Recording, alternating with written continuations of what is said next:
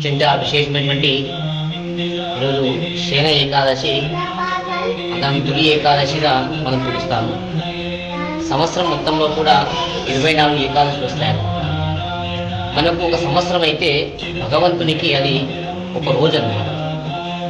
అందులో భాగంగా నేడు వచ్చినటువంటి 24 ఏకాదశిలో మొదటి ఏకాదశి అంటే శయన ఏకాదశి. అంటే ఈ రోజు నుంచి దేవుడు నిద్రలో ఉన్నటువంటి, అంటే ఒక రోజు 12 మాసాలు 12 ఏకాదశులు పగలు అయితే మరో 12 ఏకాదశులు రాత్రిగా పరిగణిస్తారు. కాబట్టి ఈ 12 ఏకాదశులు అంటే ఈరోజు శయన ఏకాదశి నుంచి పట్టుకొని ఉత్తాన ఏకాదశి వరకు ఈ 12 ఏకాదశులు కూడా స్వామివారు నిద్రలో ఉంటారు, శయనంలో ఉంటారు. కాబట్టి దీన్ని శయన ఏకాదశిగా మనం పిలుస్తాము.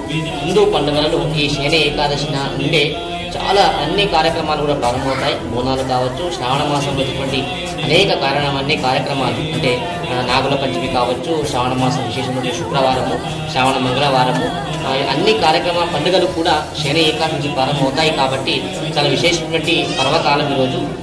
యతివరేణులు అందరూ కూడా చాతుర్మాస దీక్షను తీసినటువంటి ఒక గొప్పమైనటువంటి ప్రారంభ రోజుగా ఈరోజు శయన ఏకాదశిని మనము ఈరోజు చేయాల్సిన అవసరం ఉంది. భక్తులందరూ కూడా నిర్జల ఏకాదశిగా, అంటే ఎలాంటి పదార్థము స్వీకరించకుండా కేవలము స్వామివారి తీర్థమును మాత్రమే తీసుకొని ఎలాంటి ఆహారం తీసుకోకుండా ఈరోజు ఏకాదశిని పర్వదినాన్ని చేసుకొని మరి విశేషంగా కలియుగ ఆరంభము నుంచి పాండవుల మునిమనమైనటువంటి జనమేజయుడు, అంటే పరిషత్ మహారాజు యొక్క కుమారులైన జనమేజయ ప్రతిష్ఠిత అయినటువంటి ఏకశిల లక్ష్మీ అనంతశయన స్వామి దేవాలయంలో ఈరోజు మరి అందరూ కూడా భక్తులు దర్శనం చేసుకున్నారు.